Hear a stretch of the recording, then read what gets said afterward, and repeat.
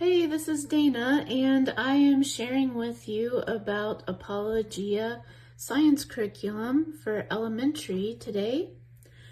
One of the really popular ones is the Zoology, and there are 3 different volumes of this based on the days of creation. So we have flying creatures for Zoology 1, and then Zoology 2 is marine life, anything that swims, and then volume 3 is the land animals. So I want to show you a little bit about what this is like. At the beginning we have the table of contents, and there are 14 lessons, but these lessons are long, so most of the time you'll be splitting these up into 2 to 4 weeks at a time.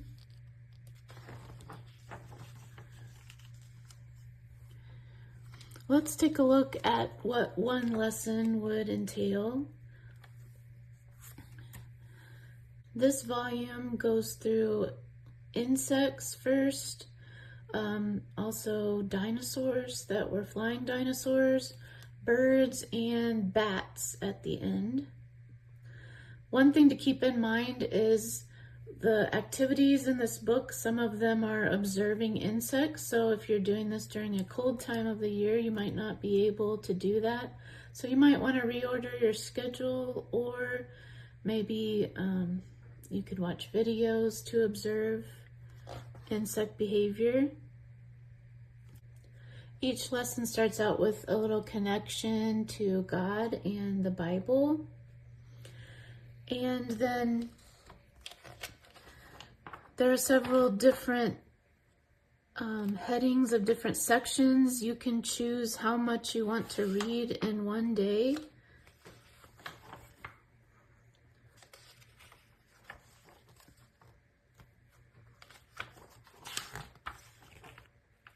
There are different activities throughout the book. You might be observing an insect. You might be doing a small experiment to see if ants prefer different colors. With the textbook, there is also a notebooking journal you can buy separately. I know the company sometimes has special deals if you bundle certain books together. And inside the notebooking journal is the suggested weekly schedule with a checklist here. But for each lesson, there's a coloring page. There are these little mini books in most lessons, which I liked to use.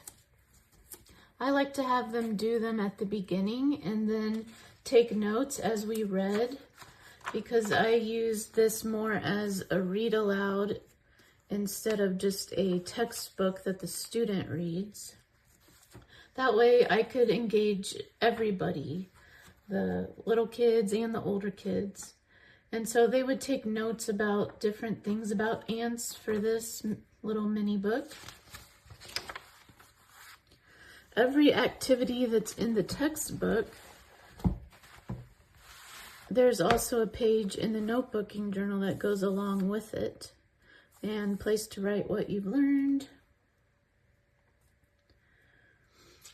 All the experiments also have a page that you usually write what you did for the experiment and then what you learned from the experiment, and you can draw pictures of what you did.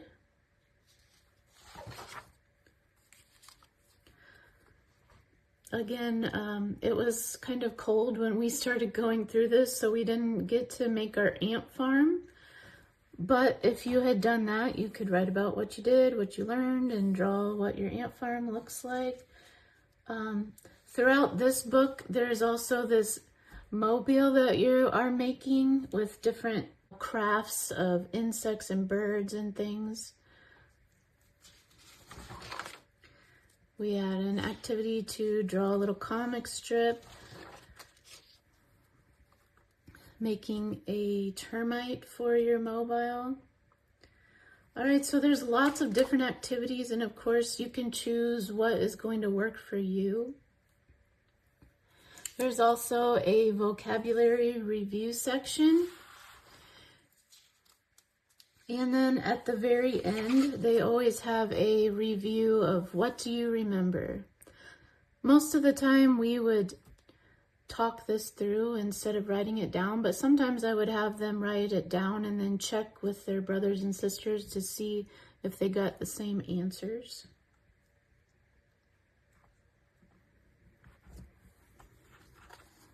So I think that the notebooking journal is really helpful. And also for some books, they have a junior notebooking journal, which is a little bit simpler version for younger kids. Here's again the directions for making your ant farm, directions for making your little ant and to add to your mobile.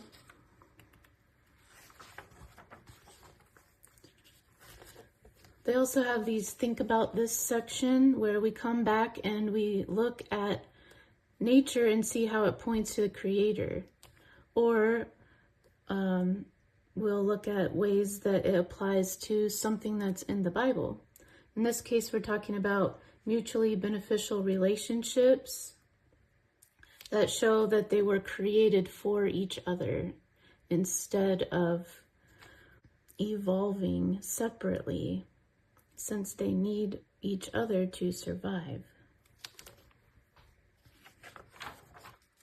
So that's a typical lesson. Some are longer, some are shorter, but usually you're going to be doing at least 2 weeks, sometimes 4 weeks to finish a lesson.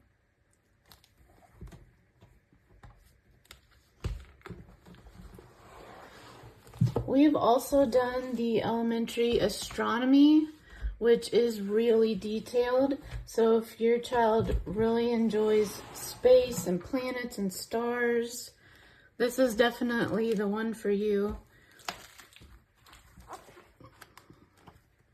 Some of the activities in the astronomy book are activities about light and physics, scale models of planets, observing the moon phases and stars.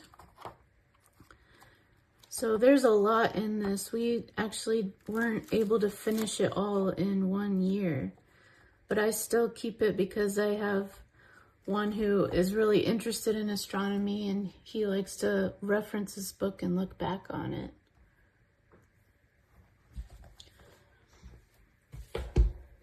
One of my favorite ones that we have done is the earth science.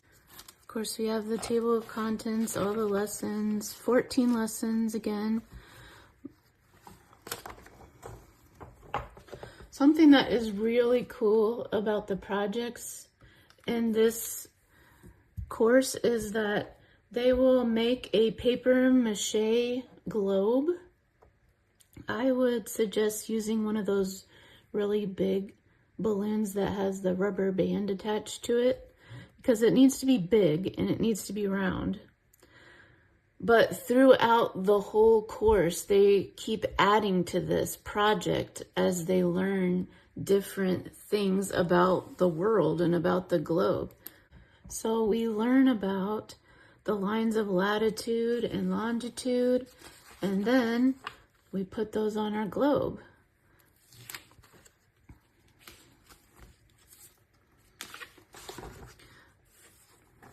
We learn about landforms, and then we add the landforms to our globe, even the mountain ranges, making it kind of three-dimensional. If your child's having trouble with drawing the continents and landforms, you can print out something and glue it on, but just keep in mind that you are trying to take something flat and glue it onto something round, which is the reason why we have distortion in our flat maps trying to show something that's on a round globe. But there's always ways that you can make it work for your family. We start talking about the hydrosphere, and then that's when we add major bodies of water to our globe.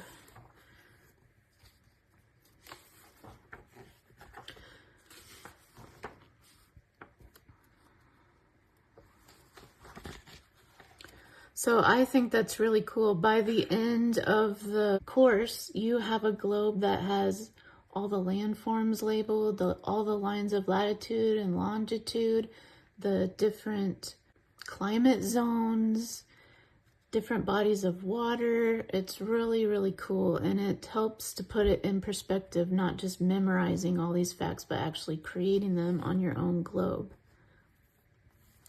In the back, they have a supply list so that you can make sure that you have everything that you need before you start all of these experiments.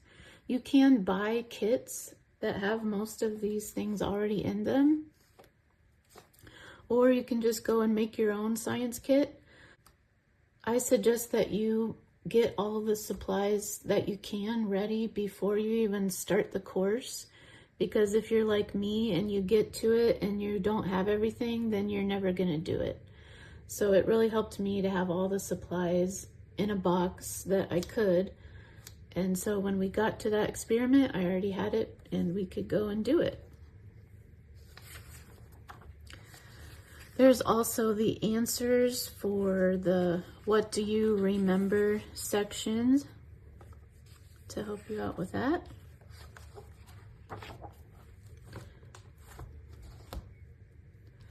And this also comes with notebooking journal that you can buy separately or bundle for a discount. Apologia is updating this for a new edition, so that should be available in the spring of 2026. You can still get these at different bookstores before they run out, or you can wait to get the next edition. So I really enjoy Apologia for elementary science. I hope that this would help you decide if it will be a good fit for your family.